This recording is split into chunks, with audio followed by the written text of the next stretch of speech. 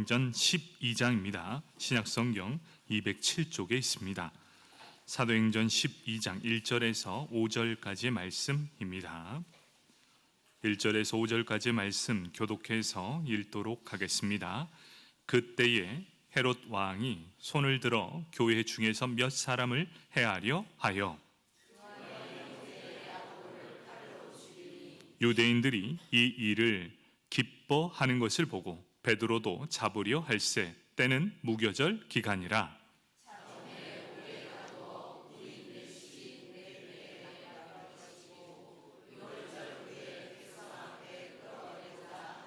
함께 읽겠습니다.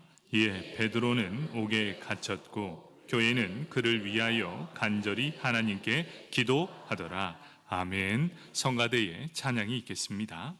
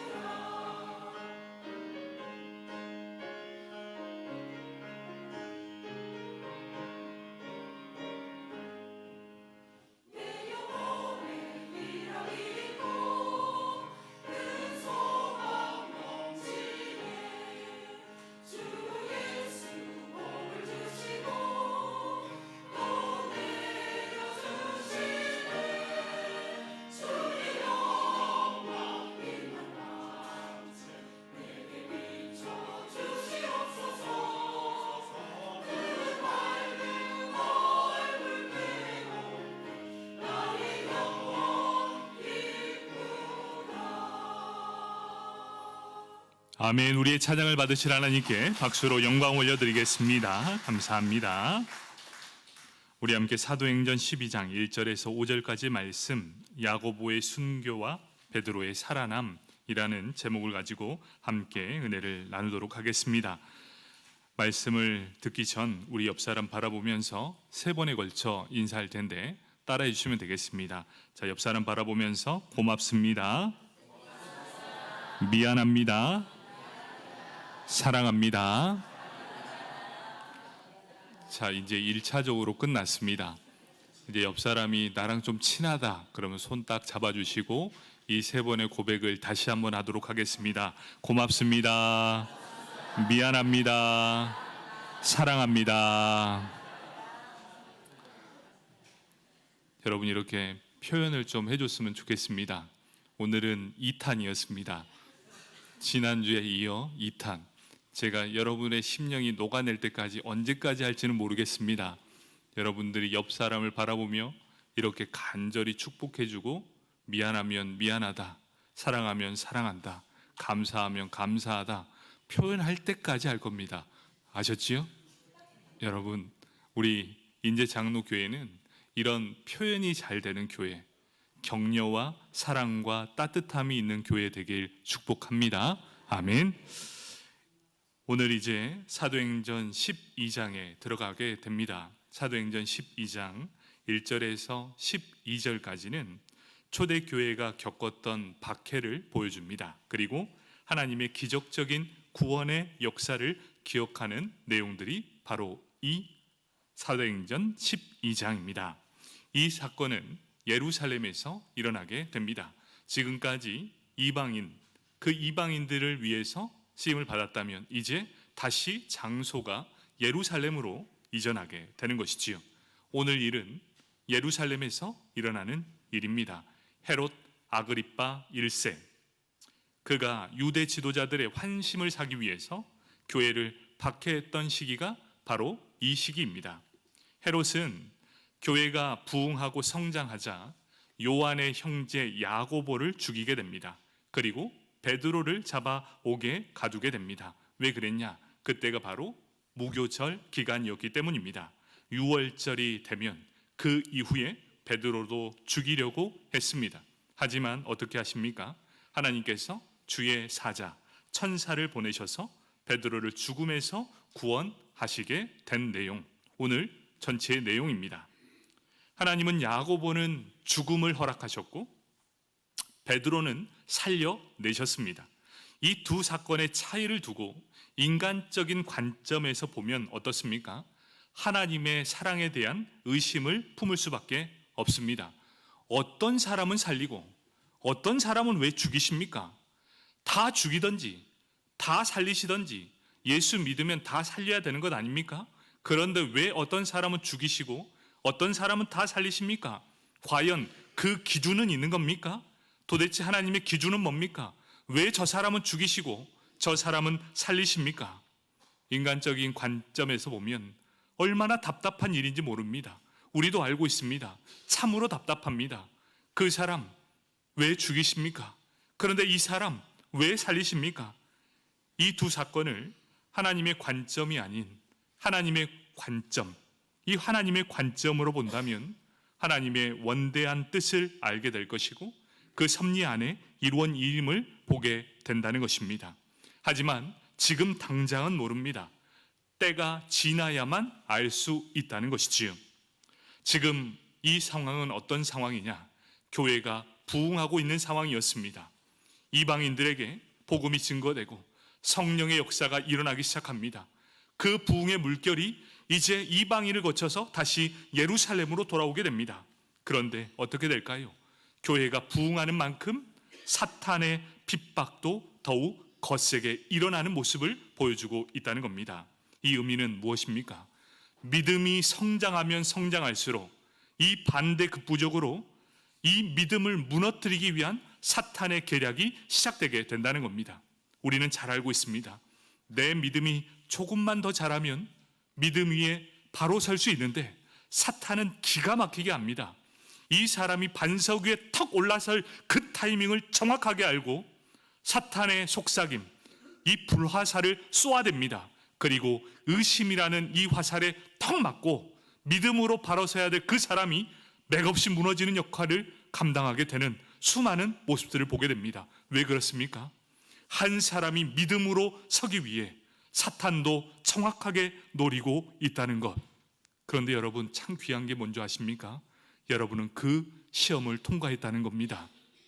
내 믿음이 성장하기 위해 사탄의 많은 공격이 있었겠지만 지금도 여전히 이렇게 예배에 나온다는 건 여러분 주변에 믿음의 동역자들이 있었기 때문이고 하나님이 여러분의 믿음을 꽉 붙들어 주셨기 때문입니다. 오늘도 사탄은 여러분을 향해 불화살을 쏘게 될 것입니다. 그 불화살을 맞고 쓰러지는 자가 아니라 믿음의 방패로 믿음으로 굳게 서는 저와 여러분이 되길 축복합니다. 그러기 위해서는 어떻게 해야 됩니까? 하나님을 오해하지 말아야 합니다. 우리 하나님은 우리에게 가장 좋은 것을 주시는 선하신 하나님이시다라는 것을 믿어야 합니다. 이것을 믿음으로 받고 상황을 분별할 수 있는 이런 분별력이 필요합니다. 아, 나에게 왜 이러한 상황이 하필 이럴 때 일어났을까? 이런 분별력이 있어야 됩니다. 이걸 분별하지 못하고 그냥 나에게 당하니 그냥 이런가 보다 대충 넘어가면 절대로 믿음의 성장이 없습니다. 그래, 덤벼봐. 내가 믿음으로 이겨낼게. 이런 사람이 모든 믿음이 성장하게 된다는 겁니다. 우리 하나님은 선하신 하나님, 가장 좋은 것을 주시는 여호와 하나님, 그 하나님을 믿으시길 축복합니다. 오늘 말씀은 이런 하나님의 원대한 뜻, 그리고 하나님의 섭리가 무엇인지를 정확하게 말씀해 주는 것입니다. 첫 번째는 주를 위해 죽은 자 야고보입니다. 야고보는 주를 위해 죽었습니다. 야고보의 죽음은 너무나 갑작스러운 일이었습니다. 세베대의 아들 요한의 형제 야고보, 베드로, 요한, 야고보는 예수님 곁에 있었던 제자 중에 3대장이었습니다. 믿음이 견고한 사람, 그리고 앞에 선 리더자들을, 그들을 넘어뜨리기 위한 수많은 공격들이 이루어진다는 것. 왜 우리가 리더자들 위해 기도하신 줄 아십니까? 사탄의 공격이 너무나 거세기 때문입니다. 이 이방인들 뿐만 아니라 이 유대인들, 지도자들이 이들을 죽이려고 했던 이유가 무엇이냐? 그들의 리더십이 사라지면 모든 것들이 다 사라질 것이라 생각했습니다. 가장 첫 번째, 예수를 죽였습니다. 그런데 그 제자들이 불일 듯 일어나기 시작합니다. 그래서 이들이 방향을 바꿉니다. 그 3대장, 믿음의 3대장을 무너뜨리면 이들은 다 끝나게 될 것이다. 그러면서 야고보를 붙잡아 옵니다. 그리고 당시 유대인들이 가장 수치스러운 죽임으로 여긴 로마식 처벌법에 의해 죽임을 당합니다. 그 방법은 참수형, 칼로 머리가 잘리는 참수형이었습니다. 칼로 순교를 당하게 됩니다. 사도행전 12장 2절 말씀, 요한의 형제 야고보를 칼로 죽이니, 이렇게 말씀합니다. 이러한 순교는 그냥 이루어진 것이 아니라 예수님께서 허락하신 약속의 말씀의 성취라는 것입니다. 예수님께서 이 제자들을 향해 이렇게 말씀했습니다. 너희가 과연 내 잔을 마실 것이라. 예수님께서 잔을 마셨습니다. 그리고 십자가에 못 박혀 죽으셨습니다. 그러면서 우리에게 말씀하십니다. 너희도 이 잔을 마셔야 할 것이다. 이 말씀이 어떤 의미지요? 너희도 복음을 위해 십자가의 죽임을 당할 것이다. 너희도 예수를 믿으면, 너희가 제대로 믿으면 이 땅의 모든 고난을 받게 될 것이고 종국에는 나와 같은 잔을 마셔야 할 것이다. 이 말씀대로 야고보는 순교를 당하게 되었습니다. 이 말씀은 결국 말씀의 성취를 보여주는 것이지요. 야고보를 해친 세력을 보면 그 전까지 교회를 박해했던 세력과 달랐습니다. 사도행전 12장 1절 말씀입니다. 그때의 헤롯 왕이 손을 들어 교회 중에서 몇 사람을 해하려 하여, 이렇게 말씀합니다. 지금까지 초대교회는 어떤 사람들로부터 박해가 이루어졌습니까? 유대 종교 지도자들에 의한 박해가 이루어졌습니다. 곧 종교적인 박해가 이루어졌다는 것이지요. 그러나 이제부터는 어떻게 됩니까? 헤롯 왕이 등장합니다. 헤롯 왕이 등장한 이유가 무엇이냐면 이제부터는 정치적인 박해가 이루어지는 것을 보여주고 있습니다. 종교적인 박해에서 이제 정치적인 박해로 바뀌어버린 사건입니다. 그때예라고 시작합니다. 그때가 어떤 시기입니까? 베드로가 고넬료에게 복음을 전한 직후, 이제 이방인 나라에 복음이 우후죽순으로 퍼져나가고 복음이 전파되는 곳마다 성령의 충만함이 넘실거리던 그때입니다. 가장 흥황케 되는 그 상황 속에 지금 이 사건이 일어나게 되었다는 겁니다. 조금만 더 있으면 이런 복음의 능력이 세계 만방에 펼쳐지게 될 텐데 그때에 일어난 사건이라는 겁니다. 종교적으로 유대 지도자들은 혼란기를 겪었습니다.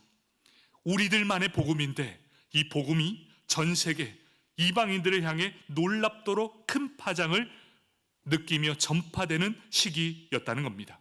이때 헤롯은 시대의 흐름을 정확히 읽었던 사람입니다. 그들 방식에서는 시대의 흐름을 본 참으로 위대한 사람이겠지만 우리의 입장으로 보면 참으로 간사한 사람이었습니다. 너무나 시대의 흐름을 잘 읽고 있었던 사람, 바로 그런 지혜로운 사람이 바로 헤롯이었다는 것이지요.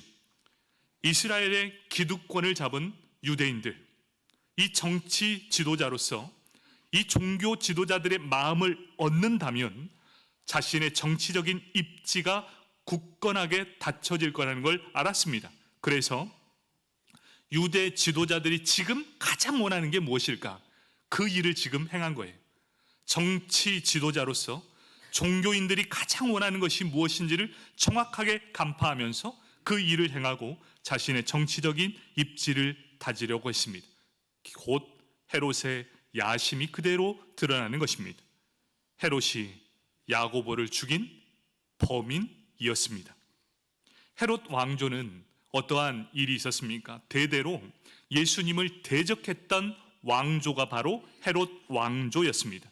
처음 등장하는 헤롯 대왕은 예수님께서 이 땅에 나실 때 어린 아이, 2살 이하의 모든 아이를 죽였던 왕이 바로 헤롯 대왕이었습니다. 야고보를 죽인 헤롯 아그리빠는 1세 할아버지의 대를 이어서 예수 그리스도의 교회를 죽이려고 했던 사람, 야고보를 죽인 사람이었습니다. 그리고 그 여동생 헤로디아는 누굽니까? 예수님의 길을 예비하러 온 세례 요한을 참수했던 바로 그 역할을 감당했던 사람이 그 여동생 헤로디아였습니다. 그의 삼촌 헤롯 안디바는 누구였습니까? 예수님께서 십자가에 달리기 전 예수님을 편파적으로 신문했던 인물 중 한 사람이 바로 헤롯 안디바였습니다.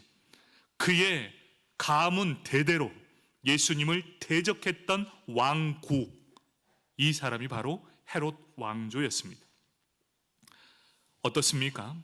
한 사람의 정치적인 야망, 그리고 예수님을 미워하고 박해했던 유대 종교자들, 그리고 예수 그리스도의 복음을 반대하는 유대인 때문에 지금 야고보가 참수를 당하게 되었다는 겁니다. 신문도 없었습니다. 합당한 변호의 기회도 없었습니다. 재판도 없었습니다. 부당한 고난을 받았습니다. 억울한 죽음을 당했습니다. 야고보는 예수님 때문에, 예수님을 위해 이런 억울한 죽음을 당하게 되었습니다. 더 엄청난 사실은 무엇입니까? 하나님께서 야고보를 살려주시지 않았다는 것, 그 어떠한 것도 행하지 않고 그대로 야고보를 죽도록 내버려 두셨다는 것이라는 겁니다. 주를 위해 하나님은 그를 죽게 하셨다라는 겁니다. 하나님은 왜 그러면 야고보를 죽음으로 내몰았습니까? 그 이유에 대해서는 우리는 잘 모릅니다. 그리고 다 이해할 수도 없다는 것이지요. 그런데 어떠한 일이 있습니까? 야고보가 죽음 이후에 어떠한 결과가 일어났는지를 보면 비로소 하나님의 큰 뜻을 조금이나마 이해할 수 있다는 겁니다. 분명한 것은 드러나게 되었다. 어떤 것이 드러납니까? 야고보의 순교를 통해 모든 성도님들이 교회로 모이게 되는 계기가 되었다. 지금까지 흩어졌습니다. 스데반의 순교로 인해 예루살렘 교회가 어떻게 되었습니까? 모두 다 흩어지게 되었습니다. 흩어진 그리스도인들을 통해 복음이 곳곳에 증거되기 시작했습니다. 그런데 이 야고보의 순교를 통해 이제는 어떻게 합니까? 흩어졌던 모든 무리들이 다시금 예루살렘으로 모이기 시작합니다. 그리고 모였을 뿐만 아니라 기도의 불길을 다시금 이루게 되었다는 겁니다. 야고보가 죽었는데 교회는 다시 결집력이 생기게 되었고, 결집력이 생긴 사람들은 함께 모여 한마음 한뜻이 되어 기도하는 교회가 되었고, 든든히 세워져가는 이 예배 공동체가 되게 되었다는 것입니다. 사랑하는 성도 여러분, 야고보가 죽고 왜 죽었는지 우리는 알 수 없지만 분명한 것은 하나님의 손 안에 우리의 생사화복의 주관이 있다는 것은 명백합니다. 그래서 우리의 삶과 죽음 또한 하나님의 손에 붙들려 있다는 겁니다. 우리가 함께 기원이라는 같은 기도의 제목을 놓고 함께 기도했습니다. 이 다윗은 어떻게 했습니까?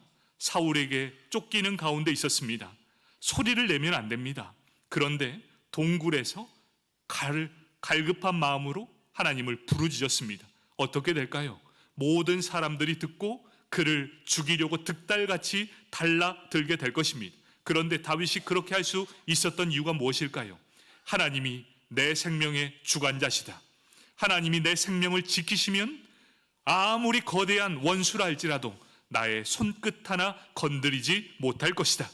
이런 확신에 찬 기도가 바로 다윗의 기도였다는 겁니다. 우리가 이렇게 할 수 있는 이유, 내 삶의 주관자, 내 삶의 살고 죽음이 주 손 안에 있음을 믿는 사람, 바로 이 세상의 어떤 피조물이라도, 어둠의 영 사탄이라 할지라도 결코 우리를 하나님의 손에서 떨쳐낼 수 없다라는 것. 때로는 이해되지 않는 일들이 참 많을 겁니다. 왜 그래야 합니까? 주를 위해 참으로 열심히 했던 사람을 왜 그렇게 아파하게 하시고 죽임을 당하도록 내버려 두십니까? 왜 그런 질병 가운데 내버려 두십니까? 우리는 원망이 있을 수 있습니다. 하지만 비록 이런 상황이 이해되지 않을지라도 하나님의 선하신 손길을 바라보시길 축복합니다. 우리 하나님은 우리에게 반드시 좋은 것을 주시는 하나님이시기 때문이라는 겁니다. 두 번째는 주를 위해 산 자 베드로입니다. 주를 위해 죽기 직전에 하나님이 살려내신 베드로입니다. 사도행전 12장 3절 말씀입니다. 유대인들이 이 일을 기뻐하는 것을 보고 베드로도 잡으려 할세, 때는 무교절 기간이라. 헤롯이 예상했던 대로 기가 막힌 머리 회전을 갖고 있는 이 헤롯이었습니다. 헤롯이 야고보를 참수했습니다. 그랬더니 역시나 그 결과는 유대인들의 종교 지도자들이 기뻐하며 뛸 듯이 좋아합니다. 그래서 여기에서 하나의 수를 더 둡니다. 제자들의 우두머리, 이 베드로를 죽이려고 합니다.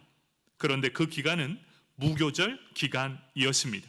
그래서 죽이지 못하고 옥에 가두게 됩니다. 베드로를 바로 죽일 수 없었던 이유, 유대인들의 절기를 지키는 것을 소중하게 여겼기 때문이었고, 그것을 안 이 헤롯은 그때까지 기다려 준 것입니다. 무교절 기간이 끝난 후에 베드로를 죽이려 했던 것이지요. 베드로는 사도행전 5장에서 감옥을 탈출했던 적이 있었던 아주 문제아였습니다. 그래서 어떻게 합니까? 전적이 있었던 그를 평소보다 감시를 4배나 강화하고 있음을 보여줍니다. 사도행전 12장 4절 말씀. 잡음에 옥에 가두어 군인 4씩인 4패에 맡겨 지키고 6월절 후에 백성 앞에 끌어내고자 하더라. 4명의 군인이 한 조가 되어 4조를 이룹니다. 그리고 24시간 돌아가면서 감시를 하고 있게 됩니다. 왜 그랬냐? 한 번 탈출을 했던 사람이기에 이 사람은 또 도망할 것을 생각하고 그것을 강화합니다. 평소에 4배, 모든 사람들이 알 수 있도록 철저하게, 모든 사람들이 도망갈 수 없음을 알 수 있을 만큼 철저하게 계획을 짜게 됩니다. 그리고 6월절 후 백성들 앞에 끌어내요.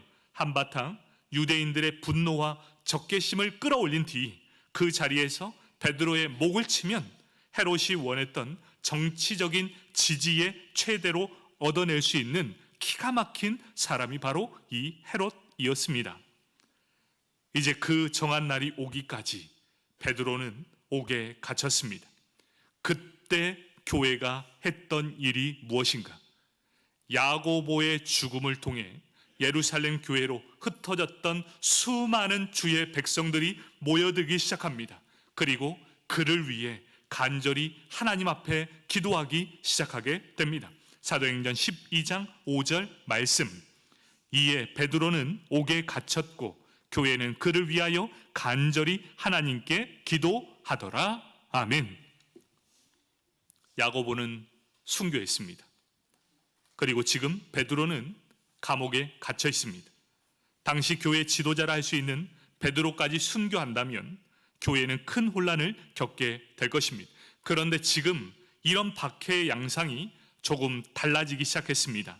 유대 종교 지도자들의 박해가 아니라 이제 헤롯 왕, 정치적인 이 상황이 개입하게 되면서 국가적인 박해가 시작됨을 의미하고 있기 때문입니다. 국가를 상대로 개인이 아무것도 할 수 없음을 뼈저리게 느낄 수 있다는 것입니다. 개인의 힘으로 아무것도 할 수 없었던 이 거대한 세력 앞에서 이제 교회가 억압을 받고 있습니다. 그리고 교회가 지금 문을 닫을 일보 직전에 있다는 겁니다.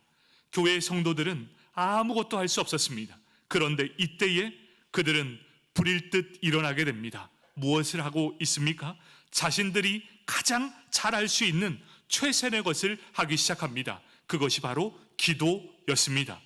내 힘으로 아무것도 할 수 없을 그때에 그들은 가장 최선의 방법을 선택하고 최고의 방법을 선택하게 됩니다. 그것이 무엇입니까? 바로 기도라는 것입니다. 사랑하는 성도 여러분, 기도는 성도가 할 수 있는 가장 최선의 선택이고 최고의 방법이라는 겁니다. 내 손으로 할 수 없는 일, 나를 붙들고 계신 하나님의 손에 맡기는 일, 바로 그것이 기도이기 때문이지요. 성도의 기도, 바로 성도가 기도할 때 하늘 보좌가 움직이게 된다는 겁니다. 모든 모였던 성도님들이 한 목소리, 한 마음으로 기도하고 있었습니다. 그런데 성경은 이 말씀을 어떻게 표현합니까? 분명히 성도들이 마음을 모아 한 뜻을 다해 기도했는데 성경은 이렇게 기록합니다.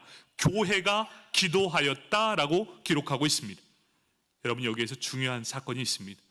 분명 한 사람을 구원하기 위해 기도했는데 하나님은 교회의 기도로 받아주셨다. 성도가 한 마음으로 한 뜻으로 마음을 다해 하나님께 기도할 때 그 기도는 개인의 기도가 아니라 이제 교회가 기도하는 것이 되고 교회의 기도는 하나님께서 더 크게 응답해 주신다라고 말씀해 주고 있다는 겁니다. 여러분, 합심기도가 그래서 중요합니다. 마음을 다해 우리의 온 성도님들이 한 마음 한 뜻으로 기도할 때 하나님은 교회의 기도를 들어주십니다.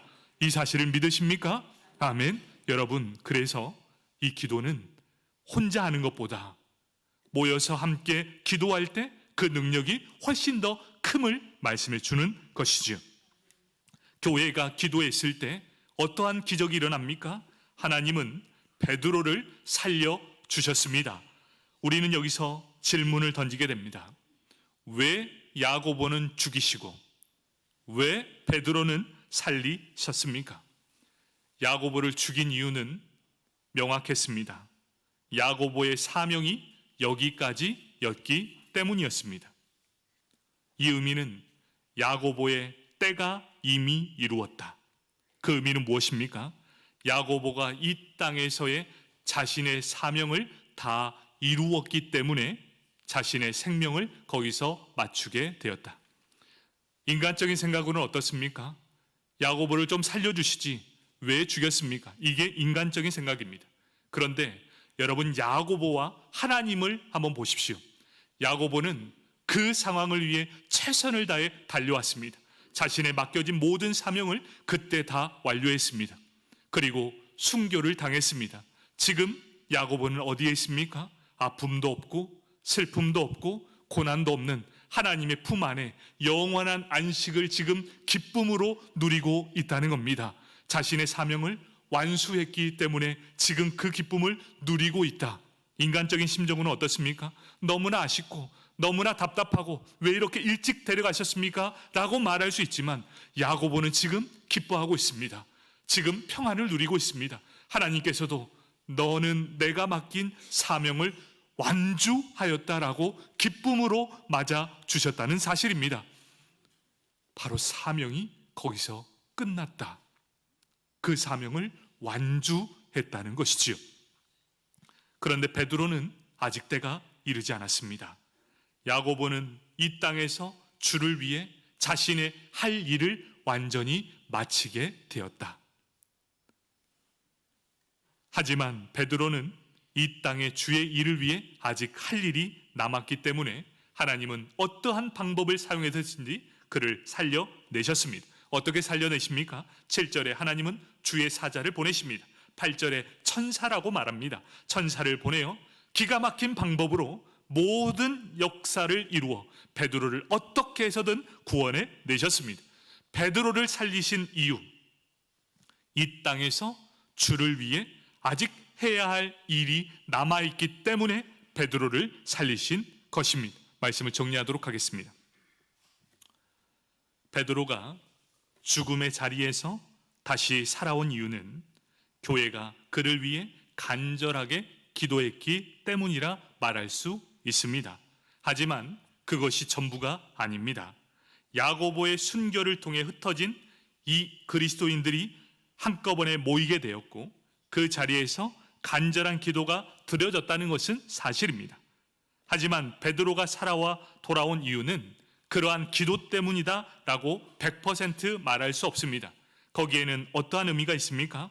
하나님께서 베드로를 통해 아직 하실 일이 있기에 복잡한 과정을 하나님께서 길을 내시게 되었다는 겁니다. 하나님은 어떤 사람을 위해서는 길이 없는 곳에 길을 만드시고 벽이 막혀 있다면 어떻게 해서든 그 길을 깨부셔서라도 하나님은 이루시는 분이시라는 것이요. 그래서 이 사건을 통해 우리는 두 가지를 깨닫게 됩니다. 첫 번째, 기도하는 교회가 되어야 된다. 하나님의 뜻을 알기에 힘써야 하고, 그리고 하나님은 기도할 때, 교회가 기도할 때 하나님은 하늘의 문을 여시고 하나님의 모든 힘을 사용해서 그를 고치시고 치료한다는 것, 바로 이것이 첫 번째, 기도하면 놀라운 은혜의 역사가 일어난다입니다. 두 번째는 하나님의 백성으로 우리가 기억해야 될 것이 있습니다. 그것이 무엇이냐? 기도한 대로 다 이루어지는 것은 아니다. 한 사람의 질병이 있습니다. 그 질병이 왜 왔는지도 우리는 너무나 답답할 때가 있습니다. 그리고 우리는 합심해서 기도할 때가 있습니다. 이 질병을 깨끗이 낫게 해주시고 모든 환난에서 건져달라고 기도할 때가 있습니다. 그런데 하나님은 그것을 다 무시하시고 어느 순간 하나님의 품에 데려가실 때가 있다는 것이지요. 우리 기도했는데 왜 하나님 기도를 들어주지 않습니까? 우리 다 기도했는데 하나님 왜 그렇습니까? 여기서 중요한 것이 있습니다.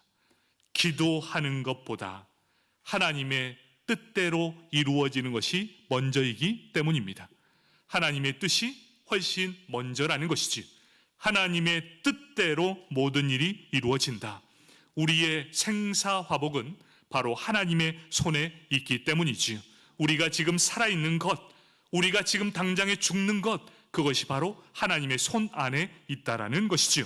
우리가 이 땅에 살아가는 이유, 여러분이 지금 이 땅에 이렇게 힘있게 살아가는 이유는 무엇입니까? 오늘 본문을 통해 분명하게 말씀해 주고 있습니다. 베드로가 살아있는 것처럼 우리 그리스도인이 지금 이 땅에 살아있는 이유, 아직 이 땅 주를 위해 이 땅에서 할 일이 있고 주의 교회를 위해 아직 네가 힘쓸 일이 있기 때문에 우리에게 이러한 능력과 힘을 주신다라는 것입니다. 그래서 우리는 이런 고백을 하게 됩니다. 로마서 14장 8절 말씀입니다. 우리가 살아도 주를 위하여 살고 죽어도 주를 위해 죽나니 그러므로 사나 죽으나 우리가 주의 것이로다. 아멘. 베드로가 지금 살아있습니다. 살아있는데 베드로가 어떠한 인생을 살았는지를 우리는 성경을 통해 알 수 있습니다. 아, 내가 살았네 그러면서 막 살지 않았습니다. 베드로는 살아냈습니다. 그리고 주를 위해 계속해서 살아냈습니다. 완주할 때까지 살아냈습니다. 베드로는 이런 고백을 합니다. 내가 지금 살아있음은 주를 위해 이 땅에 할 일이 있음을 알기에 나는 지금 살아있는 것이다. 베드로도 알게 되었을 것이고, 야고보는 지금 죽었습니다. 내가 죽는 것이 주를 위해 죽는 것이다. 스데반이 죽을 때 복음이 예루살렘에 멈춰 있지 않고 이방 땅으로 흩어지는 역사가 일어났고, 야고보가 죽음으로 모든 흩어졌던 백성들이 다시금 예루살렘으로 집중되는 역사가 일어나게 되었습니다. 이것이 다 하나님의 크신 역사라는 것이죠. 그리고 고백합니다. 주를 위해 사는 것, 주를 위해 죽는 것, 그것이 바로 그리스도인의 사명입니다. 주를 위해 살고 주를 위해 죽는 것은 기록되어 길이길이 기억되게 될 것입니다. 하지만 주님 없이 하는 일 모두가 다 헛일이 될 것이고 기억되지도 않게 될 것입니다. 내가 지금 살아있는 것, 내가 지금 주를 위해 죽어갈 수도 있습니다. 내가 연약함에 빠져 있을 수도 있습니다. 하지만 하나님은 우리에게 원하는 것이 있습니다. 너희가 사나 죽으나, 네가 지금 건강하나 지금 연약하나 그 가운데 하나님의 영광을 드러내길 원한다. 바로 이러한 사명을 받는 저와 여러분이 되겠습니다.